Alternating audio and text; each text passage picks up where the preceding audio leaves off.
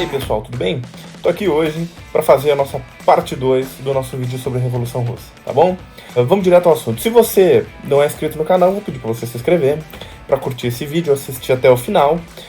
E se você não viu a primeira parte do vídeo, eu vou deixar o link no card aqui, em algum lugar, tá? Ainda tenho que aprender a fazer isso, mas vou fazer, vai dar certo.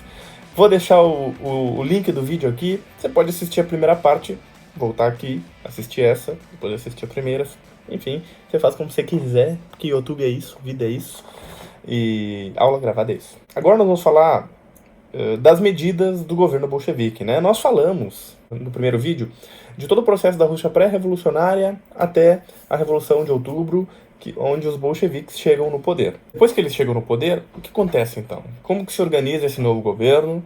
Primeira coisa, eu já tinha falado, né? O governo bolchevique vai acabar tirando a Rússia da Primeira Guerra Mundial, como era o objetivo inicial da maior parte da população. Os bolcheviques tiram a Rússia da guerra e vão assinar um tratado estabelecendo aí as condições dessa saída da guerra. Esse tratado vai ser o Tratado de Brest-Litovsk. Não precisa necessariamente saber o nome, é bom, né? Ter uma ideia, mas enfim. Só que esse tratado vai ter um alto custo para a Rússia, tá? A Rússia vai perder diversos territórios, a região da Polônia, entre outras coisas, tá? E aí o governo bolchevique passará a ser criticado por causa disso, porque o tratado é visto como um tratado ruim para os russos. Outra medida que os bolcheviques tomarão quando chegarem ao poder vai ser a estatização dos bancos, das estradas de ferro, das indústrias. Várias coisas serão estatizadas. As grandes indústrias, os bancos, os pequenos comércios, as pequenas propriedades de terra, nesse momento não serão alvo de confisco. Haverá confisco de terras também, mas será o confisco dos grandes latifúndios, né? Das grandes propriedades que pertenciam ou à nobreza ou à igreja, via de regra, né? A igreja ortodoxa. Serão direcionadas para os camponeses, serão distribuídas aos camponeses. Tá?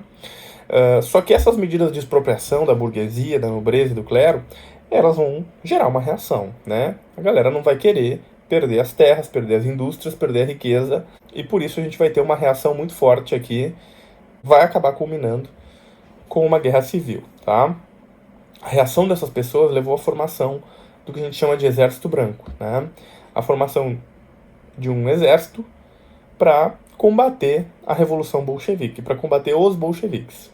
E aqui, gente, é bem importante que a gente entenda que o exército branco ele vai unir várias camadas da sociedade russa, né? Que eram contrárias aos bolcheviques, fossem eles nobres, fossem eles industriais, que perderam suas indústrias. Os czaristas, de modo geral, estarão, então, aí participando do Exército Branco, tá? Outro detalhe importante, tá? Após o final da Primeira Guerra Mundial, ali em 1918, a gente vai ter a ação, então, de outros países querendo interferir na Rússia e tirar os bolcheviques do poder. A gente vai ter ação ação externa dos Estados Unidos, da Grã-Bretanha, da França, enfim, vários países vão participar aí dessa ofensiva junto ao Exército Branco para tentar derrotar os bolcheviques. Do outro lado, nós teremos aí os bolcheviques com o Exército Vermelho, né, baseado aí nos sovietes, comandado pelo Trotsky. A guerra vai durar entre 1918 e 1921. Alguns historiadores apontam aí 1917 como início da guerra, tá? Mas enfim, vamos considerar aí 1918 e 1921. É preciso dizer que os bolcheviques trabalharam para aumentar sua influência na sociedade. Então eles passaram a dominar os sindicatos, passaram a influenciar bastante os sovietes, e tinham, né, já o maior soviete de todos, que era o soviete de Petrogrado, né? Já estava sob uma orientação bastante bolchevique em função do Trotsky, que era o comandante desse soviete, tá? Então isso vai fazer com que eles consigam articular um apoio de base bem forte. As teses que o Lenin escreve ainda em abril de 1917 serão teses que a gente pode dizer que são teses didáticas para fazer com que as pessoas entendam os caminhos, os desafios, os destinos da revolução. Tá? Eles trabalharão, os bolcheviques trabalharão com essa ideia de educar o povo para a revolução.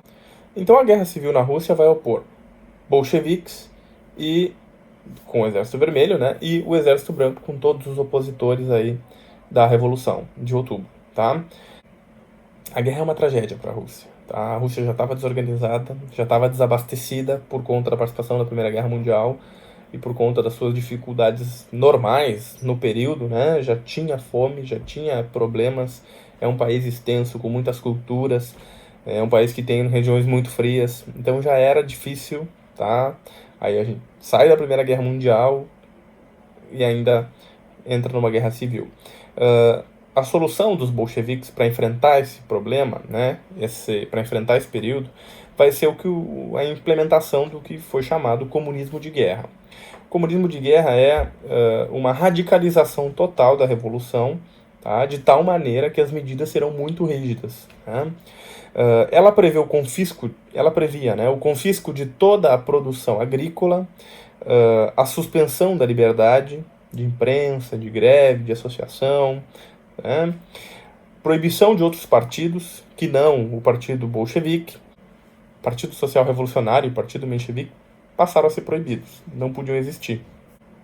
E com medo de que o Exército Branco pudesse vencer, ou de que isso pudesse incentivar as pessoas a lutarem, ou na ideia de que isso tiraria um dos argumentos do Exército Branco, né? Um dos argumentos dos opositores, os bolcheviques mandam matar o czar e toda a sua família. Tá? Toda a família Romanov acaba sendo executada em 1918, durante esse período aí. E aí aqui o recado é claríssimo, né? Mesmo que os bolcheviques perdessem, não haveria um herdeiro dos Romanov para assumir o trono, né? Obviamente, um herdeiro afastado teria. Mas a família do Nicolau II, ele, a mulher, os filhos, todos, os empregados, todos foram assassinados. Isso era uma mensagem forte, né? O imperador e a família foram acusados de traição, de colaborar com os contra-revolucionários, colaborar com o Exército Branco, foram condenados à morte, um juízo à revelia, obviamente, né? E o recado aqui era esse, né? Os Romanov não voltarão ao trono, o czar não voltará ao trono, mesmo que os bolcheviques percam, tá? Enfim. Mas eles não perdem, né? Os bolcheviques não perdem, eles ganham a guerra. Ao vencer a guerra em 1921, então eles têm uma vitória, mas é uma vitória militar, né? Porque só isso. Não é pouco, né? Mas enfim, o que acontece? A Rússia está destruída. A Rússia já sofria com desabastecimento, com fome, né? A população era rural, a economia era frágil. Então a Rússia já tinha uma série de problemas. E aí ela entrou em guerra contra o Japão, perdeu, após a Manchúria, piorou a situação econômica, houve Domingo Sangrento. A Rússia entrou na Primeira Guerra Mundial, isso destroçou a economia russa, né? Não havia condições de alimentar a população, então a fome era presente, a miséria eram presentes na sociedade russa. E aí a gente ainda teve uma guerra civil que destroçou a Rússia por completo, desorganizou a produção. Então o país que surge depois disso é um país destroçado, em colapso, tá? Não tem produção agrícola organizada, não tem produção industrial organizada, não tem transporte organizado, não tem nada, tá? Não tem nada. É preciso organizar tudo de novo. É como se você construísse um país do zero, né? Em pouco tempo, né? Em pouco tempo. As cidades, né? As cidades também tinham sido abandonadas por conta da guerra, porque a guerra civil ela é muito violenta, né? Via de regra, as guerras civis são violentas. Disputa quarteirão a quarteirão, o inimigo está do seu lado. Enfim, é uma situação bem terrível. E estima-se que no inverno, entre 1921 e 1922, pelo menos 5 milhões de pessoas tenham morrido aí durante esse período por conta da fome, né? Após a guerra, né? Em 1922, então, os bolcheviques terão que achar uma solução para isso. E a solução que eles acharão será o que a gente chama de NEP, a nova política econômica. Em 1922 é quando a gente tem a mudança de nome da Rússia, que passa a se chamar União das Repúblicas Socialistas Soviéticas, ou URSS, ou União Soviética. Esse soviético vem justamente dos sovietes, que eram esses conselhos populares, e os quais o Lenin defendeu todo o poder aos sovietes, né, e ele acabou se tornando aí o presidente do Conselho dos Comissários do Povo, que reunia justamente os representantes dos sovietes. Então, em 1922, troca o nome e tem a NEP, o início das políticas econômicas que o Lenin vai propor para melhorar a União Soviética ou para, né, corrigir todos os problemas, enfim, Entre as medidas da NEP, a gente vê claramente que é a adoção de medidas que são típicas de economias capitalistas, tá? O próprio Lenin teria dito que a NEP seria um passo atrás para que possamos dar dois à frente, né? Ou seja, incentiva medidas de cunho capitalista, né? Como a possibilidade de que as pessoas passem a ter propriedades rurais privadas, produzam e possam vender o seu excedente, a possibilidade de abertura de pequenos comércios. O período da NEP é muito importante a gente salientar. O período da NEP ele vai ser fundamental para uma elevação da produção agrícola. Então, na NEP a gente vai ter uma melhora da produção agrícola. E isso não é pouco, né? Isso não é pouco porque a Rússia passava fome. E elevar a produção agrícola resolve um dos problemas, mas não resolve todos, né? E a economia segue sendo agrária como era antes com o czar. A diferença é que agora não são mais latifúndios dominados por senhores de terra, né, por nobres, passam a ser propriedades menores, né, e alguns camponeses irão enriquecer muito, né, os kulaks, mas a gente já vai falar deles, tá? Então a gente vai ter uma grande recuperação agrícola e uma pequena recuperação industrial, quase nada, tá? O Lenin, nesse período aí, acaba nomeando Stalin para o cargo de secretário-geral do Partido Comunista, né? Aliás, quando ele proíbe lá os outros partidos de existirem, ele nomeia o Partido Bolchevique como Partido Comunista, tá? E o Stalin, então, vai se tornar o secretário-geral do partido. Então nós teremos aí o surgimento de uma outra figura importante, né? Vai ter sua trajetória, enfim, não é à toa que ele chega a secretário-geral do partido, que é quem assume o poder no caso da ausência do Lenin, né?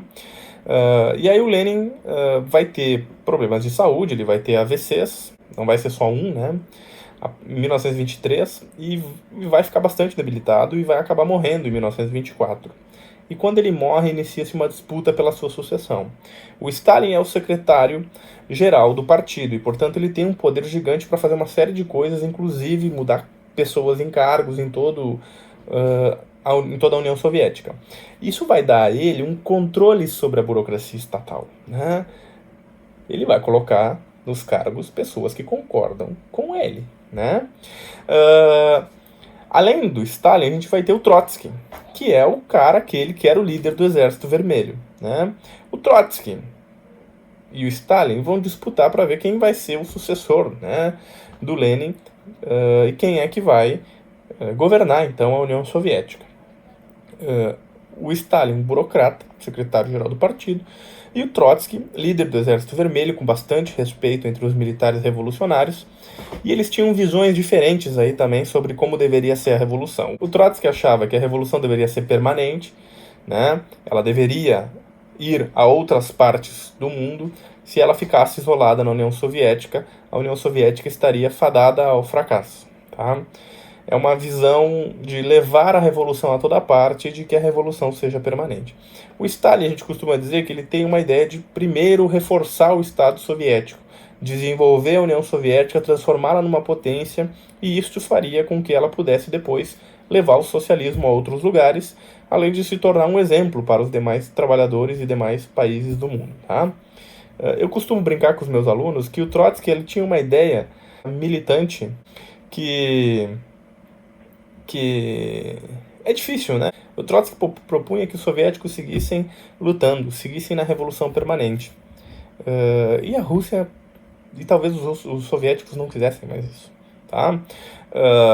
Já o Stalin, né? O Stalin propõe aquela ideia quentinha. Não, chega, vamos parar, vamos transformar isso aqui numa potência, vamos ser felizes. E aí depois a gente leva a revolução para todo lugar do mundo e vai ser uma delícia, vai ser lindo. Não vai ser bem assim, tá? Não vai ser bem assim, mas enfim, é só uma brincadeira que eu faço aí com os meus alunos. O Stalin vai conseguir apoio da maior parte do partido e, portanto, vai se consolidar no poder. Só que a gente considera que a ditadura do Stalin começa mesmo lá por 1927, quando ele consegue aprovar a primeira das suas medidas dentro daquilo que será chamada a construção do socialismo soviético, tá? O Stalin vai aprovar a coletivização forçada das terras, ou seja, o Stalin vai fazer um processo que a gente entende como o fim da NEP, né? Ou seja, é acabar com aquele passo atrás e finalmente dar os passos à frente. Então o Stalin vai defender a coletivização forçada das terras. Isso vai fazer com que, obviamente, ele tome a propriedade de todo mundo. Ó, a terra agora é do Estado e as cooperativas de trabalhadores, de camponeses, poderá produzir na terra. Vai produzir na terra, vai ter a sua subsistência, e aquilo que sobrar vai ficar com o Estado, né, com a União Soviética, que vai vender e vai investir esse dinheiro na industrialização. O Trotsky seguiu sendo oposição a Stalin, e o Trotsky terá de fugir, vai ser exilado, vai ter que sair da União Soviética. E aí o Trotsky vai passar aí por vários locais do mundo, aí, alguns países irão acolhê-lo. Por fim, ele vai acabar lá no México, onde ele vai terminar a vida no exílio lá. Já vamos falar de novo dele. O Stalin, portanto, vai propor uma outra planificação da economia, né? A NEP já era uma planificação da economia, é importante dizer isso, né? Quer dizer, você vai... é um plano econômico, você faz um planejamento de como as coisas devem ser, isso vai durar determinado período e precisa que se chegue nesses objetivos. O Stalin vai então propor o fim da NEP e o início dos planos quinquenais. O primeiro deles é esse, que confisca a terra de todo mundo, transforma tudo em propriedade do Estado, onde os trabalhadores poderão trabalhar através de cooperativas, tá? Uma espécie de cooperativas, tá? Os proprietários de terra enriquecidos, aqueles que conseguiam produzir com excedente, vender, que tinham enriquecido, eles são conhecidos como kulaks. E esses, né, não vão querer abrir mão das suas terras, não vão querer abrir mão da sua riqueza. Serão exterminados, tá?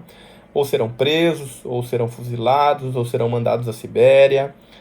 Não sobrará mais nenhum kulak. 98% das terras da União Soviética, no final desse processo, estará sobre domínio do Estado em propriedades coletivizadas. O Stalin vai, então, investir na indústria pesada, tá? O segundo plano quinquenal vai ser justamente para isso, né?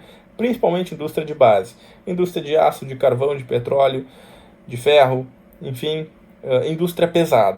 E a gente vai ter a União Soviética como um país industrializado, que vai enriquecer a partir disso, né? Vai gerar riqueza a partir disso, mas onde faltarão coisas básicas para a população. A indústria de consumo, ela não era uma prioridade. Primeiro porque a sociedade socialista, né, ela não prevê uma sociedade de consumo, não é prioridade isso, né? Então vão haver, principalmente a partir do segundo plano quinquenal, vai haver um incentivo aí a uma indústria de consumo. Mas é algo muito incipiente, né, e não vai se desenvolver por conta das características do sistema. Todos são empregados do Estado, todos têm salários muito parecidos, com exceção da alta burocracia, né, lá do Stalin e das pessoas mais próximas a ele, a alta cúpula do partido, né, ou os administradores do Partido Comunista, né. Essas pessoas serão mais ricas, terão privilégios, né, serão quase como uma nobreza, né, que é uma grande contradição, mas, demais, o resto da população não vai ter poder de consumo, né? Não é assim num Estado socialista, pelo menos no Estado Socialista Soviético, que se pôs aí nessa primeira experiência que o mundo teve, tá?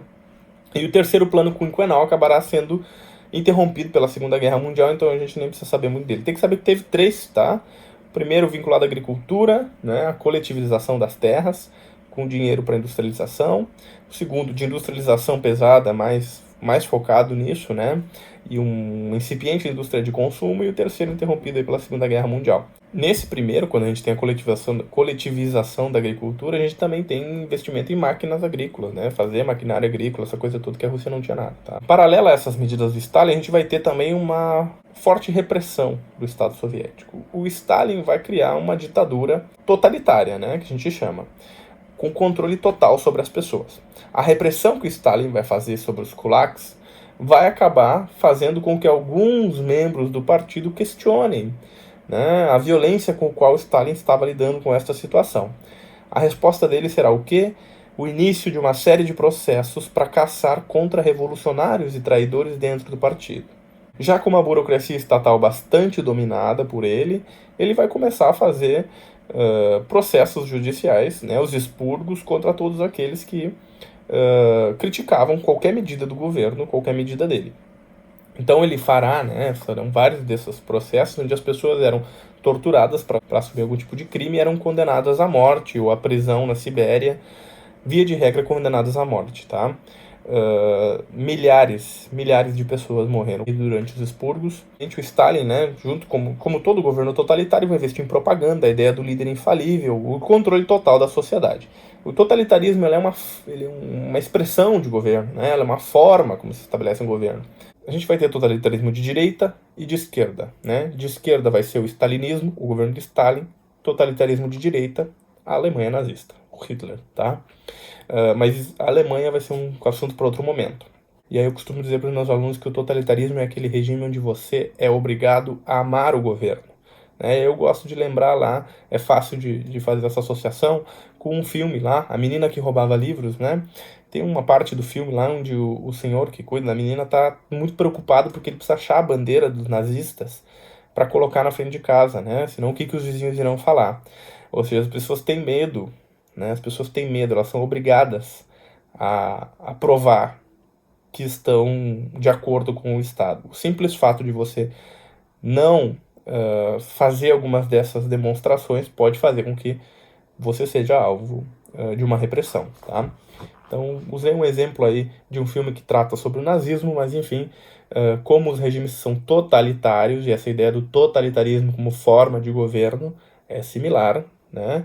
Então, é um exemplo aí para a gente pensar. Então, totalitarismo é isso aí. Você é obrigado, né, a amar o governo. Então, o Stalin vai fazer várias coisas, né? Ele vai investir muito numa propaganda política, também é característica de regimes totalitários, né? Não só de regimes totalitários, mas também dentro dessa propaganda, inclusive, ele vai tentar, né? Ele tentará reescrever a história, mas a história é muito maior do que qualquer ser humano. A polícia que cuida da sua propaganda chega a apagar de algumas fotos o Trotsky, né? Para que ele não apareça próximo do Lenin nas fotos e apareça só o Stalin, né? Então ele faz o primeiro Photoshop da história sem nenhum computador nem nada, né?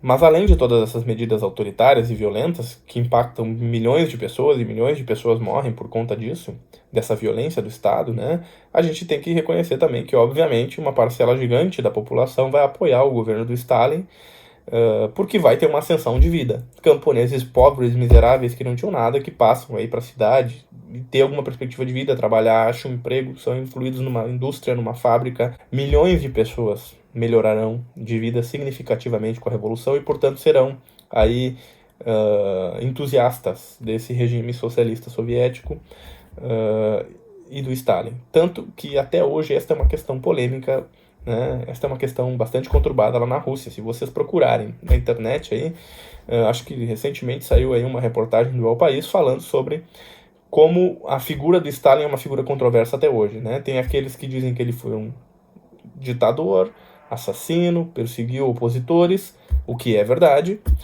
e tem outros que colocam, né, que defendem aí a tese de que ele impulsionou a industrialização, desenvolveu o país, a União Soviética, né, na época, venceu o nazismo. Os soviéticos são muito importantes, depois a gente vai ver, para derrotar o nazismo lá. Mas enfim, tá? Outro ponto importante a se saber aqui também é que o Estado soviético, né, a União Soviética, União das Repúblicas Socialistas Soviéticas, não é afetada pela crise de 29. A gente vai falar da crise de 29 daqui um pouco, tá? Mas a União Soviética não é afetada, porque ela não é uma economia de mercado. A União Soviética estava lá gatinhando, né? O Stalin já estava no poder, estava nesse processo de tomar as terras dos kulaks. Mas a União Soviética, então, não estava na economia de mercado mundial. Então, ela não é afetada pela crise de 29. Enquanto o mundo inteiro, a Europa inteira, as Américas, até no Brasil a gente vai ter consequências da crise, a União Soviética está lá, de boinha, né? Não tem problema com isso. E começando a resolver seus problemas mais sérios, principalmente nesse período aqui, a fome. A União Soviética não termina aqui, né? A gente tem muita coisa para estudar dela ainda, mas nós estudaremos em outro momento. O Stalin fica no poder até sua morte, tá? É importante aqui falar sobre a arte também, né? A arte nesse período na União Soviética, ela será uma arte dominada pelo Estado, tá? Nós teremos artistas orgânicos, ou seja, esses que aderem à proposta e fazem porque querem fazer dessa maneira, mas a gente vai ter uma série de controles sobre a arte porque parte da arte soviética, quando Stalin assumiu o poder, vai ser considerada degenerada, e os artistas serão perseguidos, né, os que não cumprirem a determinação do Estado. Então o Estado vai tentar controlar a arte, e daí disso vai surgir o que a gente costumou chamar de realismo soviético, né, que só podia retratar a realidade que o Estado soviético queria, né, só isso podia ser retratado, né, sem muitas perguntas, sem muitos questionamentos. A arte tinha que endeusar o trabalhador, e principalmente o Stalin, um controle sobre as artes. De tal maneira que artistas de esquerdas vão criticar esse tipo de controle. Será publicado, inclusive, um manifesto, né, por uma arte revolucionária, né, assinado pelo Trotsky e por artistas, né, entre eles o Diego Rivera, que acaba dando morada para o Trotsky lá no México, né, o Diego Rivera. Diego Rivera, que tinha aí vivia, né, com a Frida Kahlo, tinha um relacionamento conturbado, né, e a Frida acaba se envolvendo com o Trotsky num relacionamento extraconjugal, né. O Trotsky é talvez uma expressão mais fácil de a gente entender o tamanho da violência do Stalin contra os seus opositores. Vai preparar uma mega operação, vai infiltrar uma pessoa dentro da casa do Trotsky para que essa pessoa mate o Trotsky, tá? Ramon Mercader é o nome do assassino. Ele é um espanhol que acaba se tornando um membro do Serviço Secreto Soviético. E o Ramon Mercader vai conseguir aí acessar a casa do Trotsky e assassiná-lo com uma picareta, né? Vai dar uma picaretada na cabeça do Trotsky e vai matá-lo. Ramon Mercader sempre manteve sua história criada pelo Serviço Secreto, né? Para que ele não envolvesse o Stalin e a União Soviética no assassinato do Trotsky, né? Então eles criam lá um personagem e o Ramon Mercader sustenta isso mesmo, ficando muitos anos preso. Então é isso, gente. Se inscreve no canal, compartilha aí com seus colegas e deixa aí nos comentários se vocês querem que eu faça um vídeo resolvendo questões sobre a Revolução Russa, tá? Além disso, é um prazer revê-los com saúde. Que bom que tenham vindo até aqui me assistir, olhar essa minha aula. Sejam todos sempre muito bem-vindos, não se esqueçam de se inscrever, não se esqueçam de comentar, de curtir, dar um joinha, enfim, tamo junto e vamos seguir, tá bom? Um abraço e até a próxima.